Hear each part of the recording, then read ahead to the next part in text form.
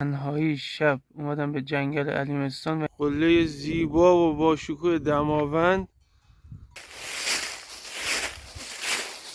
نماهای ابدی. به نام خدای مهربان. سلام خدمت همه دوستان عزیز. من علیرضا هستم و اینجا کانال ادونچر ایرانه و شاید باورتون نشه من یه کار بزرگی کردم، یه شهامت بزرگ و تنهایی شب اومدم به جنگل علیمستان و اینجا خدا همراهم بود و پایینتر خیلی تاریک بود، کلا شب جاده‌ش هم خوفناک بود، ولی من یه کار بزرگی کردم، به دل ترسم زدم، به خدا توکل کردم که شب بیام و تنها بیام که صبح طلوع آفتاب و مه زیباشو ببینم. فردا صبح در خدمتتون هستم. سلام خدمت همه دوستان عزیز، صبح بخیر. اینجا حقیقا همون نمای همون بهشتی که دیشب تاریکی مطلق بود. یه نگاه به موقعیت بندازید. درختان پاییزی جنگل علیمستان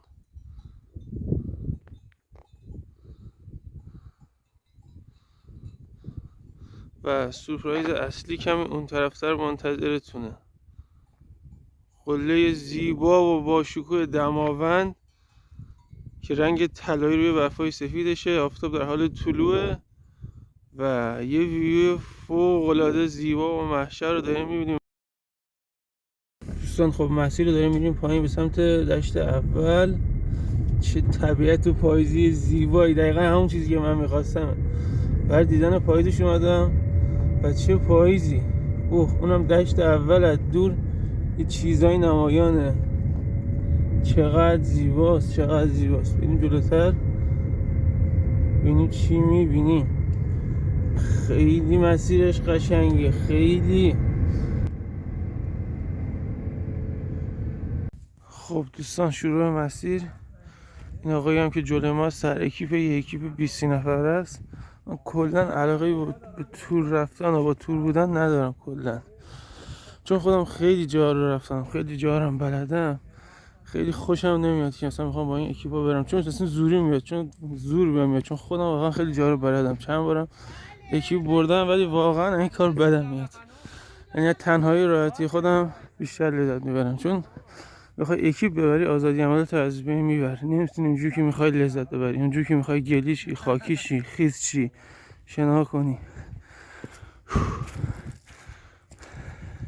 خب این تازه اوله جنگله. هی من میخوام یه جایی رو فیلم بگیرم نگیرم، هر قدمش زیبایی، نمیدونم از کجا بگیرم.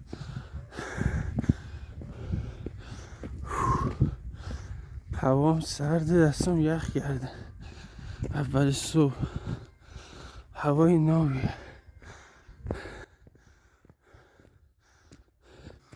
فوق العاده این جنگل زیباست. نورم که زده دیگه اصلا پادشاهی رنگا سالان. خیلی قشنگه، خیلی باحال. بریم جلوتر. ذوق دارم ببینم جلوتر چی میبینیم.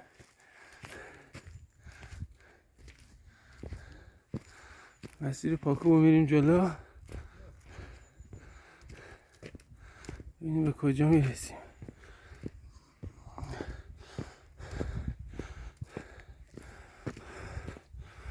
فوق العاده است این نما.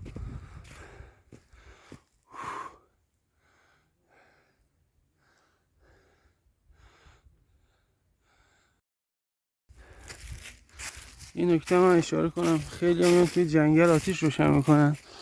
حالا آدم اطراف یه روستایی، کنار یه رودخونه ای، جایی که فقط سنگه یا زمین و سرسبزی نیست، یه آتیش روشن کنه مشکل ایجاد نمیشه. ولی جایی مثل جنگل که کلا هر تیکش سرسبزیه، شما وقتی آتیشی روشن میکنید جای اون آتیش باید چند ماه تا یک سال اون گیاه اونجا رویده نشه. میرسیم به دشت زیبای اول علیمستان. فوق العاده است خدا. جنگل زیبای علیمستان،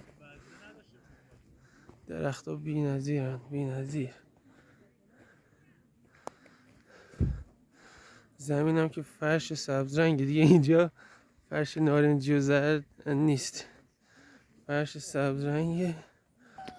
خب دوستان با این نما از قله دماوند مسیرمون رو ادامه میدیم، میریم به سمت دشت دوم. یا اکیپی رو میبینید که همگی آماده دارن میرن. بریم جلوتر. درخت فوق العاده زیبای پاییزی.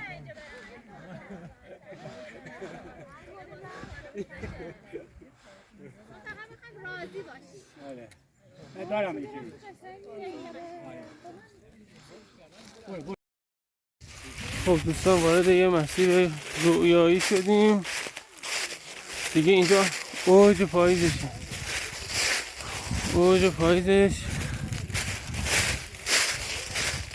خیلی قشنگه. بریم بالا از لابلای درختا.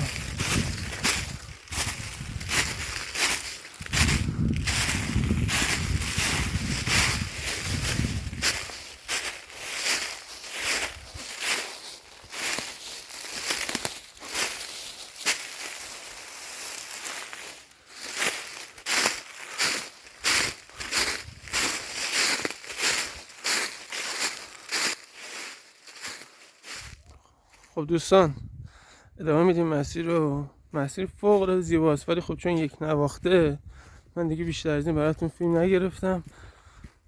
بریم جلوتر به سمت دشت دوم، ببینیم اونجا چی در انتظارمونه. ویو دشت اول عالی بود، دشت دوم دیگه چی میخواد باشه خدا میدونه. فکر کنم خیلی نابوبی نظیر باشه. سپاس که تا اینجا همراه من بودید. نمایی بسیار زیبا و سرسبزی محض در دشت دوم علیمستان.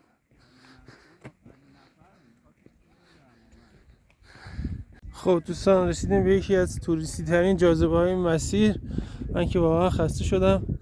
طبق افسانه های محلی به اینجا میگن جاپای رستم، اما در واقع لحاظ علمی به خاطر برخورد شهاب سنگا بوده که دو تا چاله بزرگ اینجا شکل گرفته.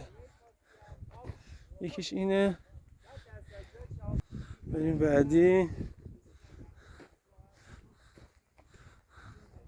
این هم دومین جاپای رستم و در واقعیت دومین برخورد شهاب سنگ.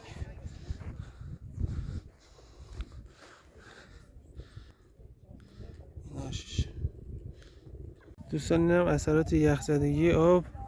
دیشب اینجا آب یخ زده، فکر کنم زیر صفر بودن و یه لوکیشن فوق العاده قشنگ و زیبا. آب یخ زده. یه سری کوهنوردا اینجا لیواناشون و بطریاشون رو پر میکنن. نشونتون بدم دوستان آب دقیقا از همینجا میاد. این در چوبی.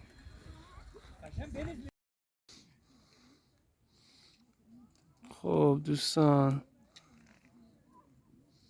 اونجا هم که میدونون دایره سبز رنگ همون دشت اول بود که ازش کلیپ گرفتیم. بله دوستان اینم قله امامزاده قاسم در ارتفاع 2200 متری. اینم نمای